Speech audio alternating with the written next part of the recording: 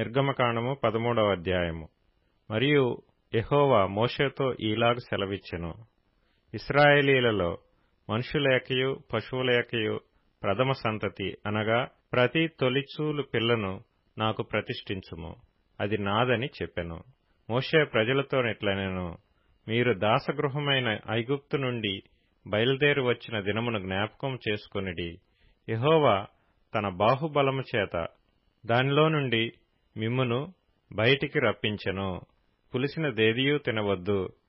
ఆబీబను నెలలో ఈ దినమందే మీరు బయలుదేరి వచ్చితిరి కదా. యెహోవా నీకిచ్చెదనని నీ పితరులతో ప్రమాణం చేసినట్లు కనానీయులకు, హిత్తీయులకు, అమోరీయులకు, హివ్వీయులకు, యెబూసీయులకు నివాస స్థానమైయుండు పాలు తేనెలు ప్రవహించు దేశమునకు నిన్ను రప్పించిన తరువాత నీవు ఈ ఆచారమును ఈ నెలలోనే జరుపుకొనవలెను. 7 దినములు నీవు పులియని రొట్టెలను తినవలెను. 7వ దినమున యెహోవా పండుగ ఆచరింపవలెను. పులియని వాటినే 7 దినములు తినవలెను. పులిసిన దేదియు నీ యొద్ద కనపడకూడదు. నీ ప్రాంతములన్నిటిలోనూ పొంగిన దేదియు నీ యొద్ద కనపడకూడదు. మరియు ఆ దినమున నీవు నేను ఐగుప్తులో నుండి వచ్చినప్పుడు యెహోవా నాకు చేసిన దాని నిమిత్తము పొంగని రొట్టెలను తినుచున్నానని నీ కుమారునికి తెలియచెప్పవలెను. యెహోవా ధర్మశాస్త్రము నీ నోట నుండునట్లు బలమైన చేతితో యెహోవా ఐగుప్తులో నుండి నిన్ను బయటికి రప్పించిననుటకు ఈ ఆచారము నీ చేతి మీద నీకు సూచనగాను నీ కన్నుల మధ్య జ్ఞాపకార్థముగా ఉండును.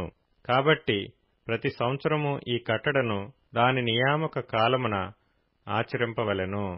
యెహోవా నీతోనూ నీ పితరులతోనూ ప్రమాణము చేసినట్లు ఆయన కనానీయుల దేశములోనికి నిన్ను చేర్చి దానిని నీకిచ్చిన తరువాత ప్రతి తొలిచూలు పిల్లను నీకు కలుగు పశువుల సంతతిలో ప్రతి తొలిచూలు పిల్లను యెహోవాకు ప్రతిష్ఠింపవలెను.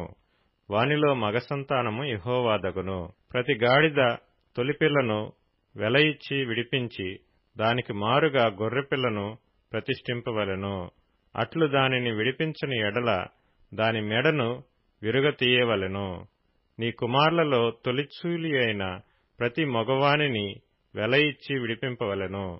ఇక మీదట నీ కుమారుడు ఇది ఏమిటని నిన్ను అడుగునప్పుడు నీవు వాణ్ణి చూచి బాహుబలము చేత యెహోవా దాసగృహమైన ఐగుప్తులో నుండి మనలను బయటికి రప్పించెను.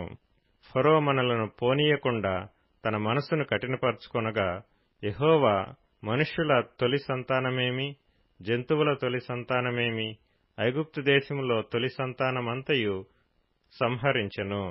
ఆ హేతువు చేతను నేను మొగదైన ప్రతి తొలిచూలు పిల్లను యెహోవాకు బలిగా అర్పించుదును. అయితే నా కుమారులలో ప్రతి తొలి సంతానము వెల ఇచ్చి విడిపించుదునని చెప్పవలెను. బాహుబలము చేత యెహోవా మనలను ఐగుప్తులో నుండి బయటికి రప్పించెను గనుక ఆ సంగతి నీ చేతి మీద సూచనగాను నీ కన్నుల మధ్య లలాట పత్రికగాను ఉండవలెను అని చెప్పెను. మరియు ఫరో ప్రజలను పోనీయగా దేవుడు ఈ ప్రజలు యుద్ధము చూచునప్పుడు వారు పశ్చాత్తాపపడి ఐగుప్తుకు తిరుగుదురేమో అనుకొని ఫిలిష్తీయుల దేశము సమీపమైనను ఆ మార్గమున వారిని నడిపింపలేదు. అయితే దేవుడు ప్రజలను చుట్టుదారియగు ఎర్ర సముద్రపు అరణ్య మార్గమున నడిపించెను. ఇశ్రాయేలీయులు యుద్ధ సన్నద్ధులై ఐగుప్తులో నుండి వచ్చిరి. మరియు మోషే యోసేపు ఎముకలను తీసుకొని వచ్చెను. అతడు దేవుడు నిశ్చయముగా దర్శనమిచ్చును. అప్పుడు మీరు నా ఎముకలను ఇక్కడ నుండి తీసుకొని పోవాలెనని ఇశ్రాయేలీల చేత రూఢిగా ప్రమాణం చేయించుకుని ఉండెను.